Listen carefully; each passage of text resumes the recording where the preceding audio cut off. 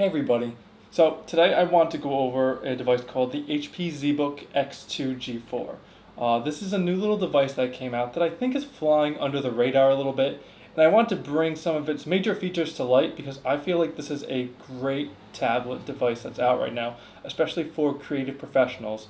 So I'm going to go over the specs in it, the good aspects of it, the bad aspects of it, and I think one of the biggest competitors in the market for this is the MobileStudio Pro right now. So I'm going to compare some of the features between this and the MobileStudio Pro at the end, and where I think this kind of excels a little bit and where the MobileStudio Pro excels a little bit. So let's hop right into it. So these devices are pretty configurable when it comes to what you want on the insides, and because of that, you can spend a pretty wide range of money on this. On the higher spectrum, you can look at somewhere around $4,000 from a complete customized package on the HP website. But on the lower end, if you're buying from a reseller or something pre-made, you can spend somewhere around $1,200. So it really just depends on what kind of performance you're calling from these devices. I opted for somewhere in the middle with an i7 7600 mobile CPU in it. It's got 16 gigabytes of RAM, 512 SSD hard drive in it, and across the board they all have the mobile Quadro GPUs in them, and they are 620Ms. So you can customize all those aspects of the device except for the Quadro GPU. It's a little unfortunate because the Quadro GPU is probably the most lacking piece of hardware in this device, and if anything it kind of holds it back in a little bit more of a way than everything else does, because as Intel has rolled out new mobile CPUs, they've upgraded them. But as you know, they've upgraded the CPUs and the GPU really hasn't kept up. So not the most powerful thing, but it definitely gets the job done.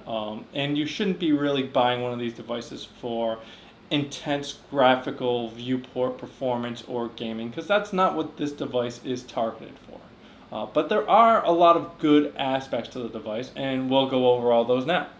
I think one of the most important aspects of this device and what makes it such kind of a gem of a tablet is its convenience. It's got a lot of little things done right on it that sort of set it apart from all the other tablets out there right now. So first up is this kickstand. Now kickstands are pretty standard after the Surface line kind of made them popular, and this is pretty similar as to what you would get from a Surface line kickstand. It's a sturdy kickstand. You're not going to get a lot of wobble on the device. It supports kind of more shallow angles as well, depending on what you're looking to do here. But what's also kind of nice of it is that it's kind of not the solid kickstand. It's got a bit of a gap in it, as to where the Surface is just sort of a solid piece of aluminum that comes out. This isn't really a feature really built into the device or anything like that, but what's nice of it is that you can use this as a handle, and I carry this device around by its kickstand a lot. That's not really something that the device is made to do, but I like being able to do that. And also, this device obviously doesn't have Vesa mounting brackets on it, but I have been able to just sort of plop this on my Vesa mounted, my generic Vesa mounts, and it just sort of sticks on there because it has something to hold on to, and I can look at the device while I'm doing other things. I'll show that off at the end of this video just to give you an idea of what exactly I'm talking about. But that is pretty awesome, I think, at least. It's got a little pen holder, and this isn't really too big of a deal. But I think it's just important to, sorry, I'm just going to fix something over here really quick. But I think it's just important to understand that it's got a pen holder. There are tons and tons of devices out here that have pens, and they don't have pen holders. So you have to come up with some magnetic solution or something that might not be optimal, or some of them have pen holders and they just don't really hold on to the pen very well. The pen's not going anywhere with this. It's a super simple solution. It's just a card that slides from the keyboard with a little loop that you put the pen around. But it works, holds onto the pen, it does what it needs to do, which is really important. The general build of this device is a nice solid aluminum frame to it. It doesn't feel cheap at all. It doesn't feel like it's going to bend or go anywhere. It feels like it was manufactured as a very premium device, and that's what you're getting. Keyboard, same solid aluminum build to it, which is great. No bend or wobble to this or anything at all. Keyboard in general is a great keyboard too. Never had any issues with it. So I think one of the super convenient things about this keyboard though is that you can detach it. Now you can detach most keyboards from tablets that have this kind of keyboard sort of way to it of them sticking on the bottom here. But when you detach this keyboard, it becomes a Bluetooth keyboard, which is really awesome because most people, when drawing or using three-dimensional software, they use the keyboard shortcuts off to the side so they can rest their hand on it and continue to, use them on the device. I love this because I was carrying a keyboard around with me all the time with my MobileStudio Pro, and I couldn't use stuff like the Surface because that keyboard that folded down was useless because I couldn't detach it and move it off to the side. With this, you can do it. It works seamlessly. You don't have to do any reconnection or anything like that. And then when you're done, you put the pen back in the pen holder. Let's see if I can slide it right in there. Nice. And then you just lock it. Let's get this cable out of the way. And you just lock it, snaps right in, and then you can prop the keyboard up a little bit. So overall, I love the way you can just take this device out and use it immediately with no compromises really. We've also got these express keys on the side, which I'm not really a big user of express keys, and I know a lot of people who use the MobileStudio Pro really like them. There are a couple things about these express keys that I don't like, but I'll go over that kind of a little bit later in the video. But you get pretty basic functionality on them. Every key on this is going to be bound to an individual keystroke, multiple keystrokes, whatever you want to bind each individual key to. You can make that do whatever function you need it to do. And these little center buttons right here on the express keys side can switch the profiles of what the express keys to. So you can have all these 5 keys on each side, so these 10 keys total, have different profiles to them and swap the profile, and then they become 5 different keys and then 5 different keys, and you can do 3 different profiles on each side of them, which is pretty nice. So that basically covers the convenience of the device. Let's move on to the next good aspect of it. The colors on this device are fantastic. We're dealing with 100% Adobe RGB here. They call this display their dream color display, and it really, really, really looks great. I can't really talk enough about how awesome these colors are. Super vivid, and I don't do a lot of color grading or anything like that on personally myself, but man, these colors pop. They look awesome. I did make the mistake of getting one of these devices first without the dream color display on it, and they were awful. The colors look terrible, and I thought that it was more of a calibration difference between the two displays and less of a contrast and just color representation. No, the standard display that comes with these, just their non-dream color display, is nowhere near as vivid and as great looking as this dream color display. So I have 0 complaints about this. It looks great, and we're dealing with 4K here, which is great. I'm not a huge 4K person. It's not really needed in my workflow, but it's always great to be embracing the future of the technology and displays and having that additional sharpness and resolution if you really need it. Now, we also have a Wacom touchscreen in this display, which is awesome. When you want a touchscreen on the display, you want Wacom. There are fantastic artists out there that use N-Trig and other types of touchscreen displays out there, but it's hard to say that anything is anywhere near as good as Wacom does it right now. It's got a nice matte finish to it, which some people might prefer glossy finishes because you get a little bit better color, but I think the color looks great with this matte finish on it, and the combination of the matte finish with the felt tip pen on it gives a pretty good tactile feel to it. It doesn't feel like paper. Don't let anyone tell you that this feels like drawing on a piece of paper or anything like that. It doesn't.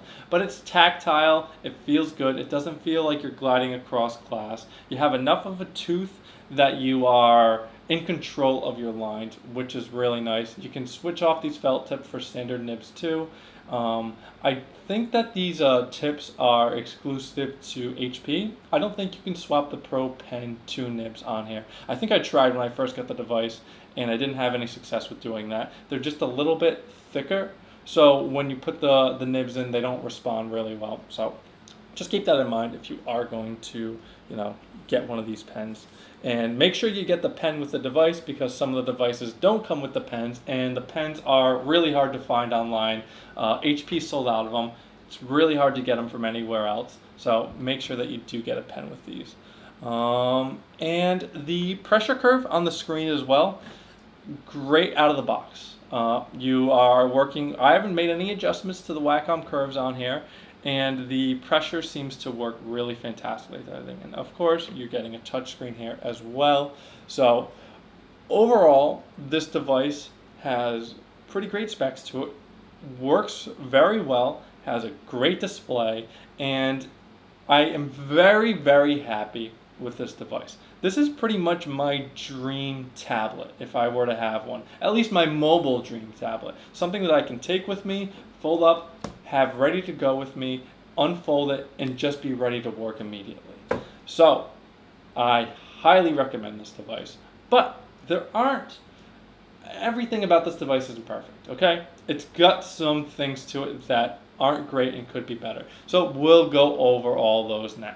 Now, there are a few things to keep in mind on the negative aspect about this device if you are thinking about buying one, because there are some issues with it that I don't think, or I don't see being resolved anytime soon. And let's just sort of start to touch on those. Now, palm recognition on this device, not very good. Actually, borderline doesn't work at all sometimes. You can find a lot of reports online and a lot of reviews online that go over this, but it has something to do with the touchscreen being Wacom, and then Windows sort of interfering with its own touchscreen and them not interacting well or something like that. So if you do have the touchscreen enabled and you're using the pen, the palm recognition is just completely hit or miss.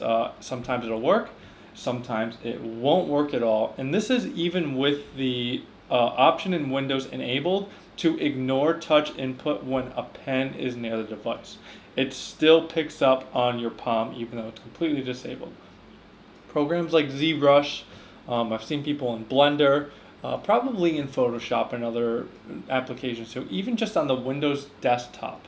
I was having major palm recognition issues. You just have to disable touch when you're using the pen on this device at all. Don't expect to be able to use touch simultaneously with this device and the pen. It doesn't work. So just keep your expectations in line when it comes to that. Another thing we have is these express keys. I actually use the express keys on my MobileStudio Pro every once in a while. Like I said, I'm not too big of an express key guy, but there's a problem with these express keys in that they are one key rollover. Now, what does that mean? Well, that means that if you're pressing one key on these express keys and then you press another simultaneously, it will ignore that second key pressed. Now, if just to lay this out a little bit more clearly, if I have one key bound to Alt and one key bound to Control, I cannot press this Alt button and this Control button at the same time. The Control won't be recognized until I let go of the Alt. Now, a solution to this, as HP said it when I was talking to him about this, is to just bind the key to Alt and Control. But then I'm taking up a slot for Control, a slot for Alt, and then a slot for Control and Alt.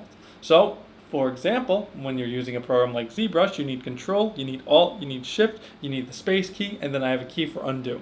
I can't have keys for Control and Alt, Control, Alt, and Shift, Control and Shift. Like, it becomes completely unreasonable with this whole thing being able to be solved by just having the ability to press one key or multiple key express keys at once. Didn't seem like they were super willing to fix it. They considered it more of a feature request, if anything. But the thing is that the MobileStudio Pro supports this, and this device seems to be so based around it. It was really surprising to me that it didn't work at all. And I tried everything. There is no way to get this device to recognize hitting multiple keys at once on the express keys. Obviously, you can do it on the keyboard. Express keys, you're limited to hitting one express key at a time. As I said though, you can bind multiple keys to that one express key. That does work.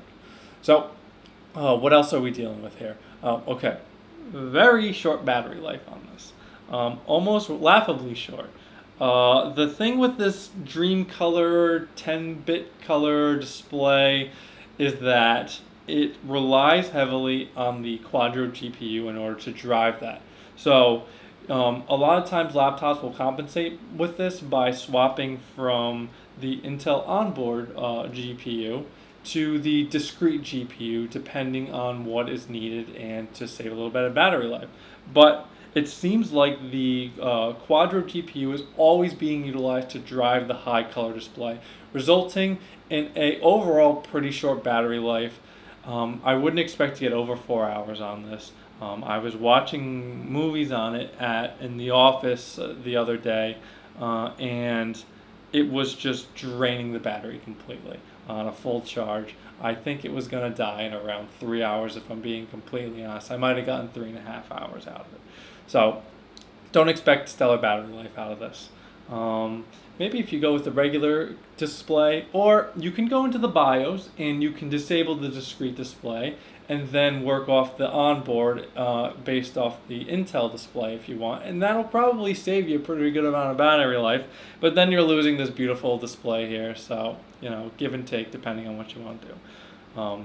My last issue with this device is this kickstand. Now, I said I love the kickstand, and I do from a hardware perspective, but here's the thing. Now, when you have this keyboard off, and you want to just use this device as, a tablet, and it's on your lap, and you want to have the kickstand out.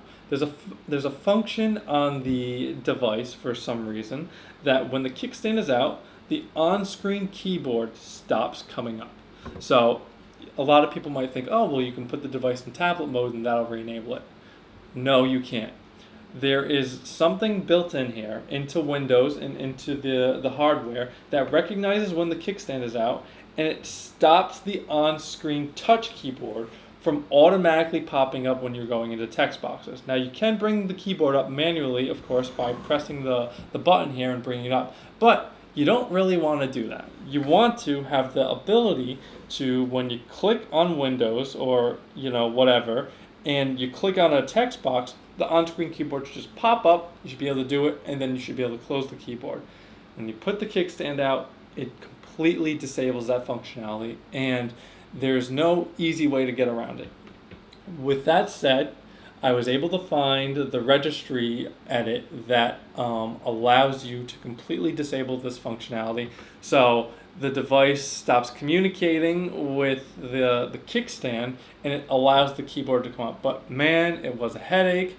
HP was no help. I had to look through the Windows website and find all the registry protocols to figure out what to disable to get that going. I'll have a link in the description if you want to know how to do it. But that really annoyed me that I had to go through all this effort to disable this functionality of the on-screen keyboard functioning with this kickstand. Hopefully that makes sense. Now, to kind of close this out, we'll go over the comparison from the MobileStudio Pro to this device, the HP zBook X2, and where I think this device excels and the MobileStudio Pro excels. So just to quickly go over some of the benefits I think the MobileStudio Pro still does have over this device despite everything. Like I just said, the express keys on the MobileStudio Pro do support multiple button presses at once when it comes to these express keys on the side, which can be a big deal to some people because some people do exclusively work with these keys. But the benefits don't exactly stop there, because the screen on the MobileStudio Pro has around 8,000 levels of pressure sensitivity. This has closer to 4,000, and while I do honestly think that's just marketing gimmick garbage for the most part, I don't think anyone is really going to ever be able to tell the difference between those two levels of pressure sensitivity. And all the research I've done, I've never seen anyone say, man, these 8,000 levels of pressure have really changed the way that I work. I don't think that is true, and I don't think that happens. But I think the difference between the screens is a bit more apparent when it comes to the tactile feel. The HP zBook X2 is a pretty solid screen, doesn't have a lot of bend to it, I'll say, It has a little bit of a tactile feel to it because it's a matte screen, but it doesn't feel as great as the MobileStudio Pro screen feels when you draw on it. The MobileStudio Pro has what they call an etched glass screen in it, and it feels really awesome to draw on. And it even gives in a little bit when you draw, so it feels like you're putting pressure on it, and you can see the bend a little bit. And I don't know if that's by design or not, but it just feels great to draw on. This feels really good to draw on, but if the only thing you care about is the way that it feels when you're drawing on the device, the MobileStudio Pro does feel a little bit better. So, just keep that in mind, I guess. There is a pretty major feature that the MobileStudio Pro has, and it is to use the tablet as a Cintiq. So you can plug this device or a MobileStudio Pro into your computer and use it as a monitor and use it as a tablet on another computer. This device does not have that functionality in any way. You can, of course, drive displays with this device and use other displays with it to extend the desktop, but you cannot plug this device into a computer and use it as a tablet, which you can do with the MobileStudio Pro, which is honestly a pretty cool feature, and a feature that a lot of people might want to have, especially if they only have one tablet. So, that is something that this device is lacking.